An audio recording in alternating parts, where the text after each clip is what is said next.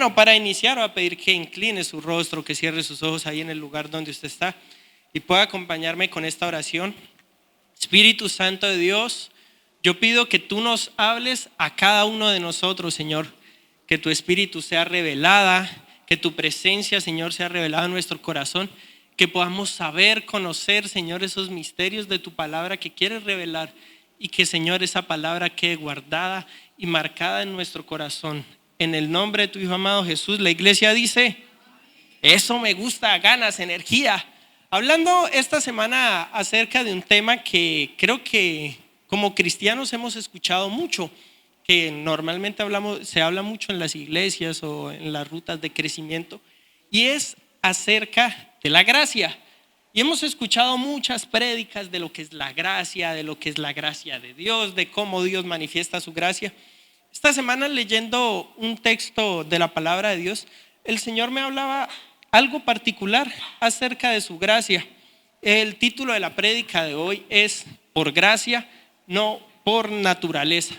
Y entonces el Señor me hablaba acerca de su gracia y la gracia que ha puesto en mi vida, porque alguien un día hizo un comentario de mi papá. Dijo, no, es que su papá tiene mucha gracia, su papá tiene gracia para hacer eso. Y una persona que no era cristiana, una persona que no tenía un conocimiento, por así decirlo, de lo que es la gracia. Pero esa persona hablaba de alguien que tenía una gracia, de alguien que tenía algo especial. Durante esta semana estuve en mi relación con el Señor preguntándole qué es la gracia y cómo se da. Cómo la gracia de Dios, cómo yo puedo saber, cómo puedo conocer y cómo interactuar. Y el Señor me llevó a esta palabra y estos textos que vamos a aprender hoy un poco de acerca de la naturaleza divina y la naturaleza de la gracia. Pero antes de hablar de lo que es la gracia de Dios y lo que la gracia de Dios hace en uno, quiero hablar de una cosa muy importante que es nuestra naturaleza. En la iglesia normalmente escuchamos frases como no, la carne, la naturaleza humana, la naturaleza del hombre, esa es la manera de actuar de uno, ¿sí o no? Escuchamos normalmente ese tipo de terminologías, de palabras. Hice investigaciones acerca de qué trataban, no solamente en ámbitos cristianos, en términos de la iglesia, que hablaba acerca de la naturaleza humana. Y averigué un poco y filósofos griegos y eso hablaban de la naturaleza humana como el conjunto de características que definen el comportamiento, lo que nosotros hacemos y lo que nosotros somos. Y entonces, teniendo en cuenta esa definición de lo que normalmente la filosofía de lo que es la naturaleza del hombre, llegó, si la naturaleza del hombre se supone, según esto, que es la manera como nos comportamos, ¿cómo entra ahí la gracia, no? Porque si decimos que alguien tiene gracia, que alguien tiene gracia para hacer, para vivir, ¿cómo dentro de esa naturaleza, ese comportamiento, entra la gracia? Y el Señor me llevó a analizar la vida de aquellos hombres de Dios y cómo la gracia de Dios se reflejó en esos hombres. Y quiero que vayamos al segundo libro de Samuel, capítulo 11. Si lo tiene en la Biblia, apenas lo tenga, diga amén conmigo.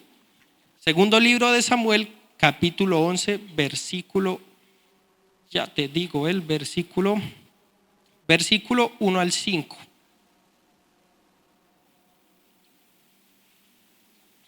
Ya lo tenemos. Listo, y dice el libro: aconteció al año siguiente, en el tiempo que salen los reyes de la guerra, que David envió a Joab con él y a sus siervos y a todo Israel. Lean conmigo, sigamos. Y destruyeron a los amonitas y sitiaron a Rabá. Pero David, ¿qué? Se quedó en Jerusalén.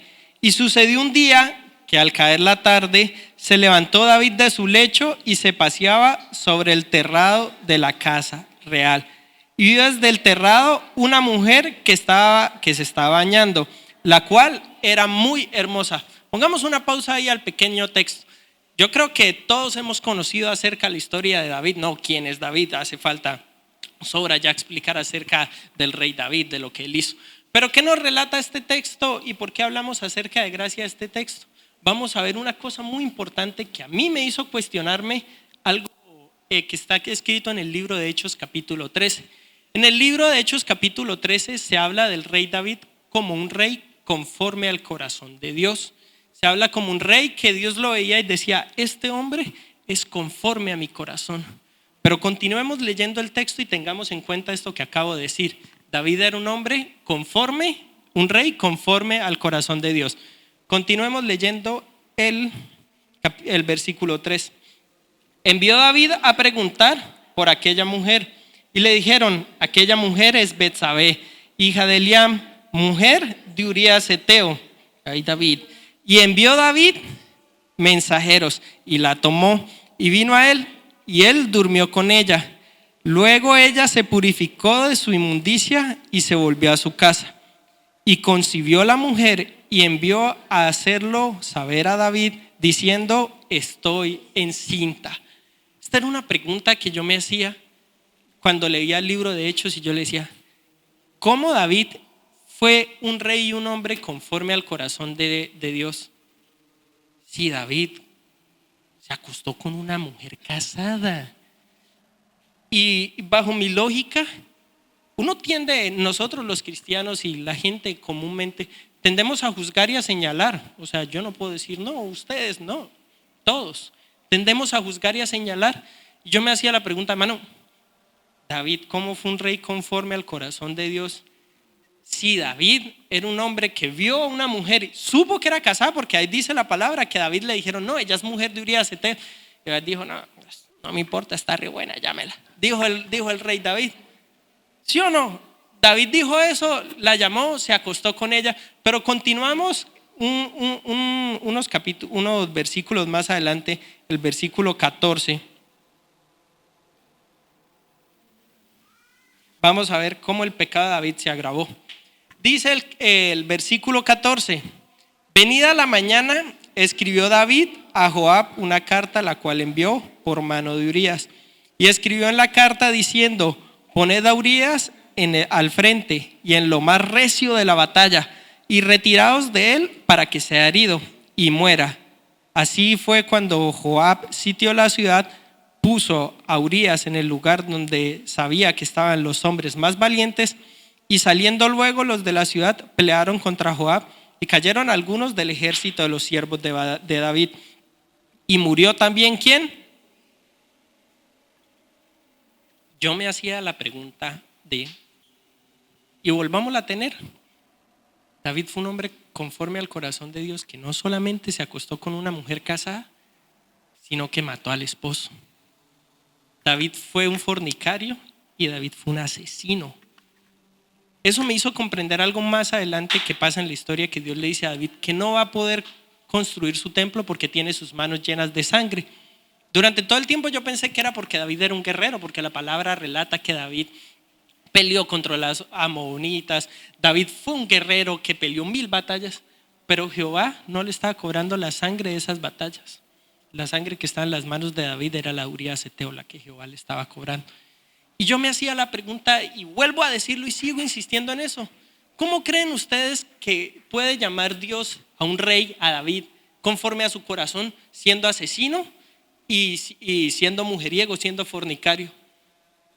Y la respuesta está en algo simple, y es la gracia de Dios. Hay un texto muy bonito, muy hermoso, que dice que donde sobreabunda el pecado, ¿qué? Sobreabunda la gracia. En la vida de David vemos reflejado la gracia de esta manera, y ese es el primer punto, que es la gracia para el perdón de pecados. David cometió y muchísimos más pecados. ¿Quién sabe cuántos pecados más no se nos relatan en la Biblia? Incluso más graves más graves que matar a Urías Heteo, no creo, pero pecados graves. Pero aún a pesar de todo ese montón de pecados, Dios le decía que era conforme a su corazón, que era un hombre que lo veía y le agradaba, porque Dios no veía la naturaleza del corazón de David como lo hablábamos a un principio. Dios veía su gracia reflejada en la vida de David. Cuando Dios veía a David, no veía al asesino, al mujeriego, veía la disposición y la presencia del Espíritu Santo de Dios que reflejaba en la vida de David. De esa manera Dios pudo llamar a David un hombre conforme a su corazón. Porque si está bajo la lógica de nosotros y la manera de pensar que tenemos como humanidad o como gente del común en nuestra sociedad, para nosotros David nunca se hubiese bajado de un asesino. O sea, créame que difícilmente yo, a alguien que cometió tal atroz asesinato, lo hubiese visto de la manera que Dios lo dio, que Dios lo vio. Yo hubiese juzgado a David, simplemente hubiese dicho, no, ese es un matón, es un mujeriego, ese tipo es malo. Ojo con ese tipo, que ese señor es malo. Pero Dios no veía eso. Dios veía la gracia reflejada del Espíritu Santo y en este caso la gracia para el perdón de pecados en la vida de David. Siguiente personaje del que yo quiero hablar en la palabra de Dios está en el libro de Reyes capítulo 3 versículo 1. No nos vamos a ir muy lejos en la historia. Entonces es el primer libro de Reyes capítulo 3 versículo 1.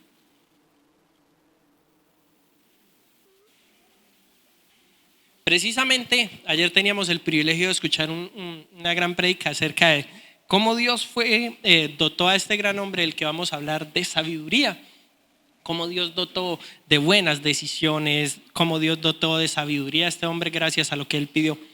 Así que ya que están conmigo vamos a leer a la voz de 3, 1, 2 y 3 y dice: Salomón hizo parentesco con Faraón, el rey de Egipto, pues tomó a la hija de Faraón y la trajo a la ciudad de David. Entre tanto acababa de edificar su casa y la casa de Jehová y los muros de Jerusalén alrededor. Este texto, hasta ahí, cortamos. Este texto a veces yo solía pasarlo de largo. Leía, sí, como a veces uno cree que la Biblia lee y que tiene relleno y esta parte no me interesa, lo interesante estaba.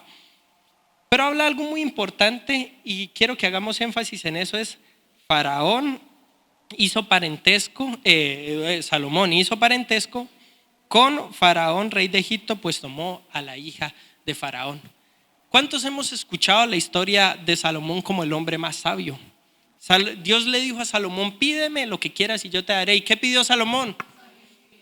¿Y qué le fue dada? Sabiduría. Entonces, y riquezas, muchísimas cosas. Y yo me hacía la pregunta: ¿cómo un hombre tan sabio como Salomón tomó decisiones como esta? Y para saber qué decisión vamos a ir al libro de Deuteronomio capítulo 7 versículo 1 al 3. Deuteronomio 7 versículo del 1 al 3. Si lo tienen dicen amén.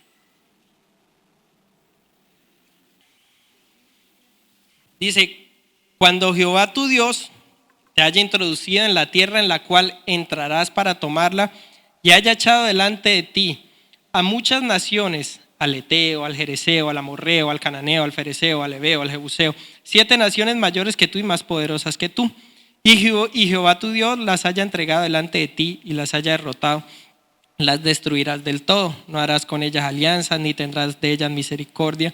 No emparentarás con ella, ni darás a tu hijo a su hijo, ni tomarás a su hija para tu hijo, porque desviará a tu hijo en pos de mí, y servirán a dioses ajenos.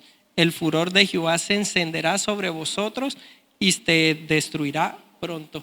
Si nosotros vemos la palabra de Dios, esto es un ciclo repetitivo. Durante mucho tiempo, incluso un profeta tuvo que sacar a todas las mujeres que no pertenecían al pueblo de Israel. Porque ¿qué hacían esas mujeres?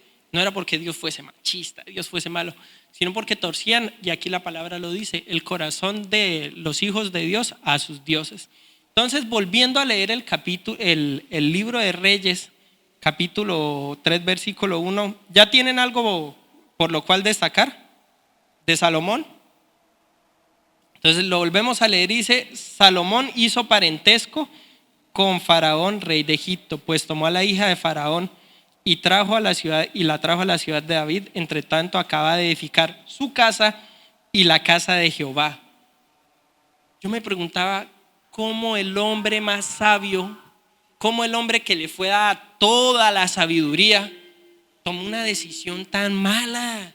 Porque la Biblia, a lo largo, la palabra, la ley estaba escrita. Ellos tenían profetas, tenían expertos en la ley, maestros que todos los días recitaban al pueblo la ley, de día y de noche recitaban la ley oralmente y le decían: esta es la palabra de Dios. Les daban los mandatos. ¿Qué tenían? Salomón era un hombre sabio, lleno de conocimiento. Salomón sabía que no debía tomar mujer fuera de su pueblo porque iba a desviar su corazón. Pero ¿qué fue lo primero que hizo Salomón? Tomó mujer. Y yo me hacía la pregunta de: Señor, cómo fue llamado Salomón un hombre sabio tomando tan malas decisiones. Porque si le fue dada la sabiduría, cualquiera de nosotros diría, no, pues toma excelentes decisiones, no se va a equivocar. Pues no, le fue dada la sabiduría, pero siguió tomando decisiones como esta, incluso decisiones peores sobre su hijo que tuvieron consecuencias sobre el pueblo de Israel. Y esta parte se llama la gracia para sabiduría. Y de eso es lo que hablamos, de la gracia de Dios. Salomón le fue dada la sabiduría por gracia. El Espíritu Santo le dio la sabiduría por gracia. Pero Salomón seguía siendo, en su humanidad, seguía siendo un hombre que se equivocaba, un hombre que no sabía, un hombre ignorante. Pero era la gracia de Dios la que lo hacía sabio. Por eso Salomón podía tomar decisiones equivocadas, porque no era que él ahora se volvió un ser superior, más sabio que todo, era que Dios le había dado gracia de sabiduría. ¿Sí me entendieron o los confundí? Los veo haciendo así de, no entendí. Salomón le fue dada esa gracia de sabiduría para tomar buenas decisiones, pero él seguía siendo un hombre insabio, un hombre inteligente como lo somos nosotros. De eso habla la maravillosa y grandiosa gracia del Espíritu Santo y de la presencia de Dios. En el caso de David, que la gracia cubre multitud de pecados. El caso de David, que la gracia es para el perdón de pecados, pero en el caso de Salomón, que la gracia es para sabiduría. Cuando Salomón pidió, le fue otorgada la sabiduría, pero no para ser más inteligente, sino para que mostrara esa gracia del Espíritu Santo de Dios. El tercer personaje del que quiero hablar en la palabra de Dios está en el libro de Jonás, capítulo 3, versículo 3 al 7. ¿Se imaginan qué personaje es? Uy, wow, qué deductivos. Ya vemos teólogos, conocedores de la palabra. Sí, Señor, en el libro de Jonás, capítulo 3, versículo 3, vamos a hablar de este personaje. Entonces, a partir del libro del versículo número 2, capítulo 3. Cuando lo tengan, digan amén. No, pues escucho muy poquitos amén, ¿no? Toca más.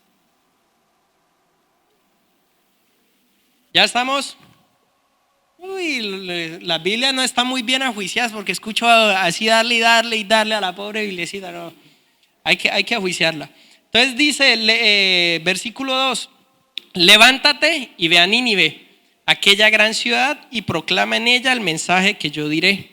Y se levantó Jonás y fue a Nínive conforme a la palabra de Jehová. Y era Nínive una ciudad grande en extremo, de 3 días de camino. Y comenzó Jonás a entrar por la ciudad camino de un día. Y predicaba diciendo: de aquí a 40 días Nínive será destruida.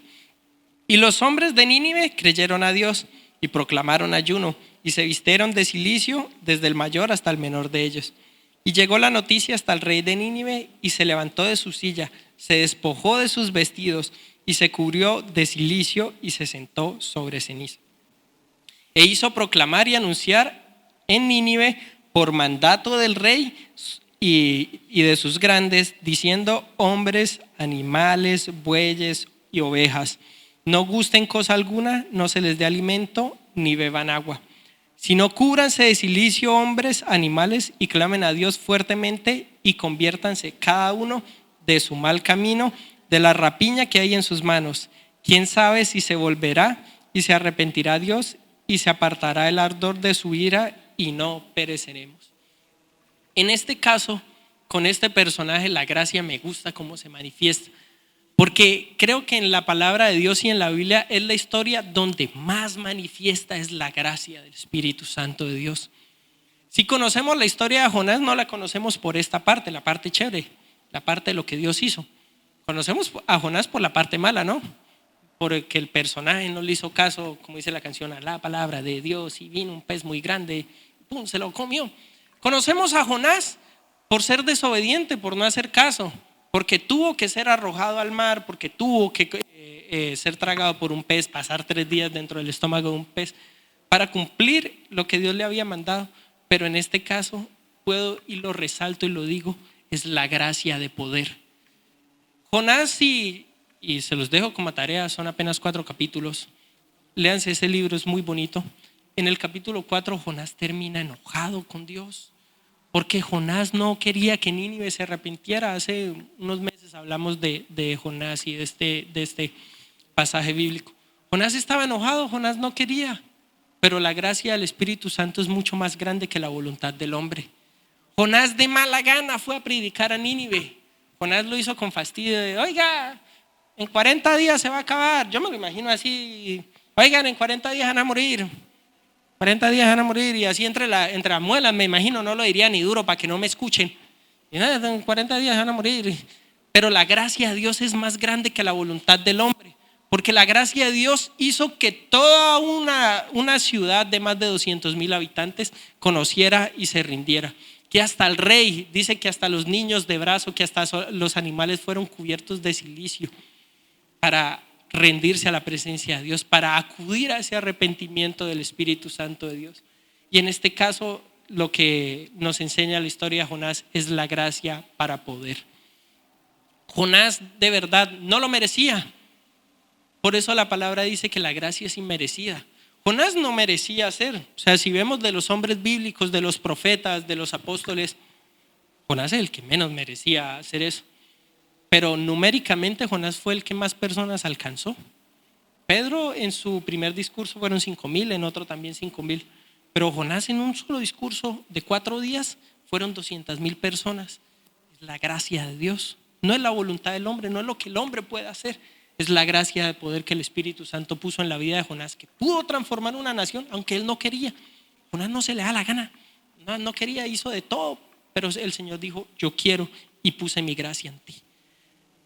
Continuando acerca de un hombre que tiene un nombre que me gusta, que me encanta, vayamos al libro de Hechos, capítulo 3, versículo 1 al 8.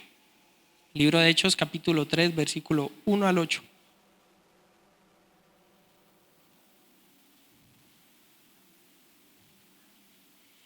¿Listo? Entonces dice el título, ¿curación de qué? Curación de un cojo. Voy a pedir que lo leamos todos a una sola voz. Pedro y Juan subían juntos al templo a la hora novena de la oración. Y era traído un hombre cojo de nacimiento, a quien ponían cada día a la puerta del templo, que se llama ¿cómo? Para que pidiese limosna de los que entraban en el templo. Cuando vio a Pedro y a Juan que iban entrando en el templo, les rogaba que le diese limosna. Pedro con Juan, fijando en él los ojos, le dijo, míranos. Entonces él les estuvo atento, esperando recibir de ellos algo. Mas Pedro le dijo que no tengo plata ni oro, pero de lo que tengo te doy. En el nombre de Jesucristo de Nazaret, levántate y anda. A mí esta historia me encanta. A ver, paremos ahí un momentico. A mí esta historia me encanta porque también es una manera de la manifestación de la gracia de Dios. A Pedro le fue pedido, Pedro le dijo, oiga Pedro, regáleme algo. Pedro, necesito plata, necesito 1 libra de arroz, necesito una harina. Pero Pedro no le dijo, no, mano, yo no tengo harina, no tengo arroz, no tengo plata, pero yo sí tengo algo, y es gracia del Espíritu Santo. Y dijo, de esa gracia que yo recibo y que yo tengo, de esa gracia quiero darte. Y en la vida de Pedro podemos ver manifiesta la gracia para milagros. Porque Pedro, si nosotros leemos la palabra de Dios, y hago hincapié bastante en eso, de los apóstoles creo que era de los que menos merecía esa gracia. Porque Pedro, incluso después de los 3 años de ministerio con Jesús, de haber acompañado a Jesús, verlo convertir el agua en vino, levantar muertos, hacer de todo, cuando Jesús dijo, es mi deber ser entregado para que yo vaya a la cruz, ¿qué fue lo primero que hizo Pedro? Al Señor no lo cojo nadie primero sobre mí. Eso fue lo primero que hizo Pedro. Sacó la espada y le cortó la oreja al siervo del centurión. Pedro dijo, no, Señor, sobre ti cualquier cosa. Incluso Pedro fue hipócrita porque le dijo, no, Señor, antes la muerte hay que negarte a ti. ¿Qué fue lo primero que hizo Pedro? Negar 3 veces al Señor. Y eso es algo fundamental que me lleva a pensar acerca de la gracia de Dios. Y sigo hablando acerca de eso, de que la gracia del Espíritu Santo de Dios no la podemos merecer, pero es un regalo precioso. En David, y ahora sí, para finalizar, David vimos cómo la gracia fue para perdón de pecados. Fue llamado un hombre conforme al corazón de Dios a pesar de ser asesino, de ser posiblemente, no sabemos si violador, pero un acosador. Vimos la gracia de Dios cómo estuvo en la vida de Salomón para ser sabio a pesar de tomar decisiones súper equivocadas, de hacer lo contrario a lo que dice la Biblia. Vemos en la vida de Jonás cómo a pesar de que no se le daba la gana, que no quería, Dios lo utilizó para transformar una nación. Pero vemos a lo último con Pedro, como un hombre ignorante, un simple pescador, de muy mal genio, de muy mal carácter, Dios lo utilizó para que incluso su sombra curara muertos, curara enfermos. Como la sombra, disculpen la dixelia. La palabra habla eso de que Pedro, su sombra curaba enfermos, su sombra tuvo gracia para milagros. Pero eso me habla acerca de esto. Nosotros necesitamos de esa gracia. Necesitamos de esa gracia del Espíritu Santo de Dios. Gracia para ser sabios como Salomón. Gracias para ser utilizados con poder como Jonás. Gracia para milagros como fue Pedro. Pero muy importante, gracia para perdón de pecados como la tuvo David. Ninguno de nosotros merecemos, pero el Espíritu Santo de Dios hoy quiere hacer un compromiso de regalarnos de su gracia. Ha sido dicho por mucho tiempo y por muchos profetas que Bucaramanga se levantará un gran avivamiento para todo Colombia. Desde hace un tiempo mi papá comenzó a decir una frase que la hemos acuñado y sí, yo la cojo también como frase, y es: Bucaramanga es epicentro de avivamiento. Pero para que haya un avivamiento del Espíritu Santo de Dios en esta ciudad, primero necesita gente llena de la gracia del Espíritu de Dios. En Pentecostés un gran avivamiento, una llenura del Espíritu Santo de Dios, porque un derramamiento de su gracia. Necesitamos nosotros ser llenos de esa gracia, de poder, de milagros, de salvación, de transformación del Espíritu Santo. Esa gracia que le fue dada a esos hombres la necesitamos hoy. Por último, quiero que vayamos al segundo libro de Reyes, capítulo 13, versículo 20 y 21.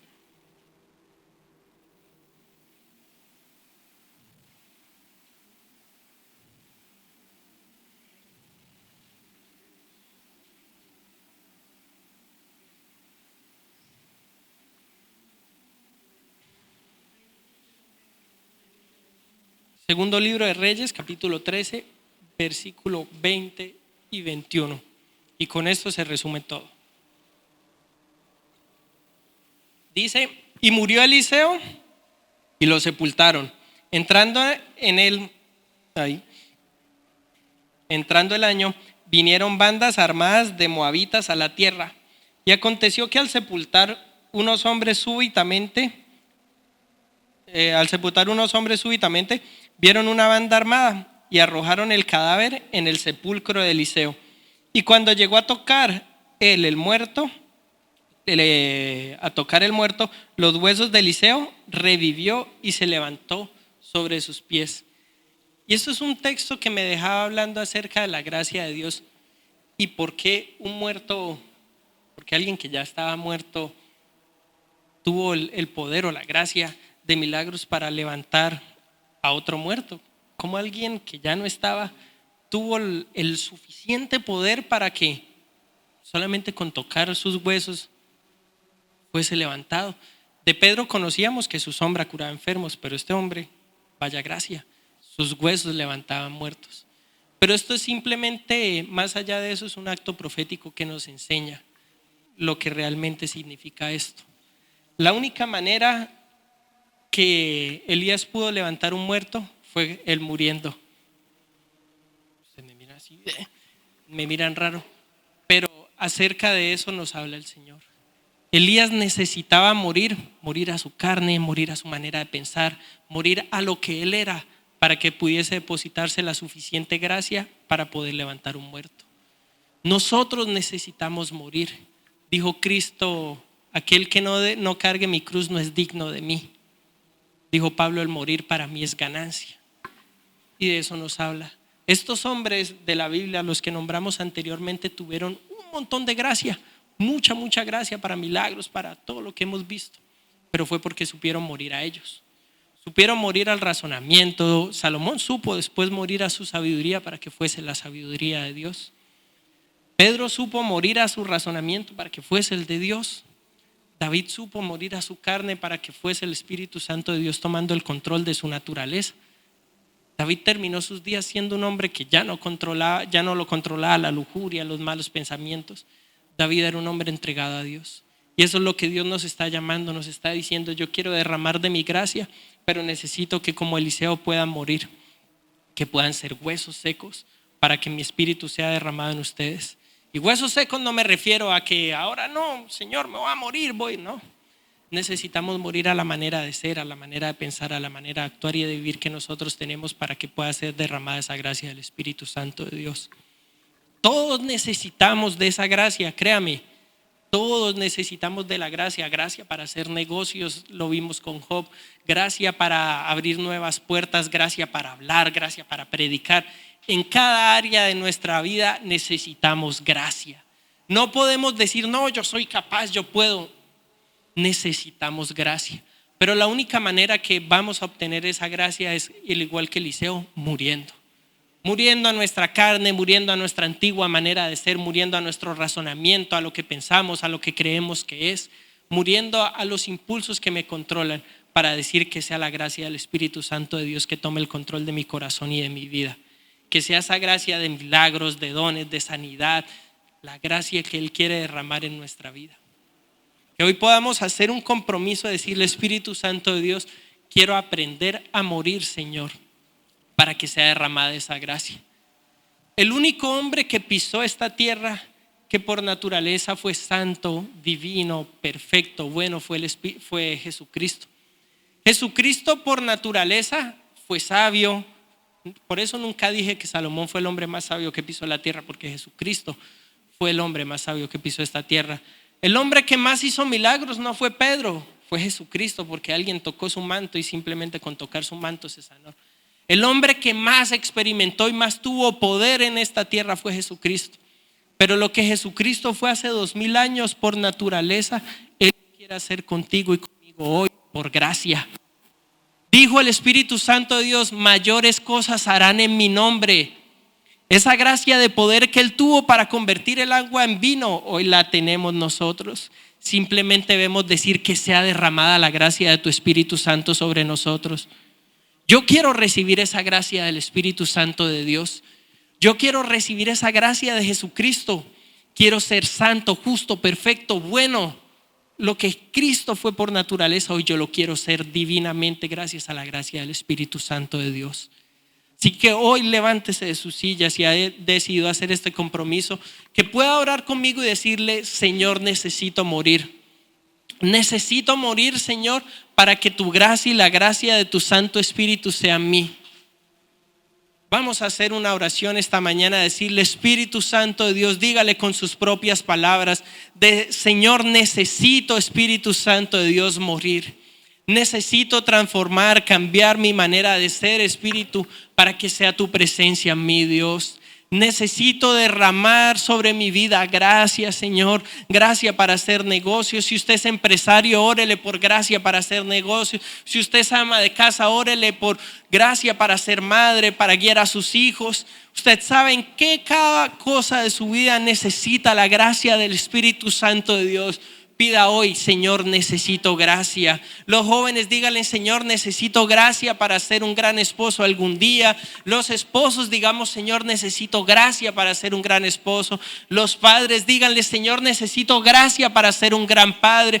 Necesito gracia para ser una gran madre, Señor. Necesito gracia para ser un gran profesional. Dígale: Señor, necesito de tu gracia, Espíritu Santo de Dios, para ser un buen hombre, ser una buena mujer, Señor. Yo oro, Señor, y pido que sea derramado el poder de tu Santo Espíritu sobre esta iglesia, Señor. Padre, que la iglesia Vida pueda sentir el derramamiento de la presencia de Dios, Señor, Padre. Que tú puedas comenzar a derramar, Señor, más poder, más gracia, más llenura, más fuego de tu Santo Espíritu sobre cada corazón que hoy ha decidido clamar, Señor. Sobre cada corazón, Señor, que hoy ha decidido rendir su vida ante ti, Espíritu Santo de Dios. pero pido que tú nos ayudes cada día, Espíritu Santo de Dios, a morir para que tu Espíritu seas en nuestro corazón, Señor, para que tu presencia pueda vivir en nuestra vida, Señor. Yo pido, Espíritu Santo de Dios, por último, que tú nos des una gracia como colombianos, Señor. Padre, que en cada lugar, Señor, a cada cosa que hagamos pueda verse la gracia de tu Espíritu Santo, Señor. Padre, transforma, Señor, Padre, esta nación con la gracia de tu Espíritu Santo, Señor. Padre, que tú, Señor, puedas moverte sobre esta nación y que sea derramada la gracia, el poder de tu Santo Espíritu. En el nombre de tu Hijo amado Jesús, amén y amén.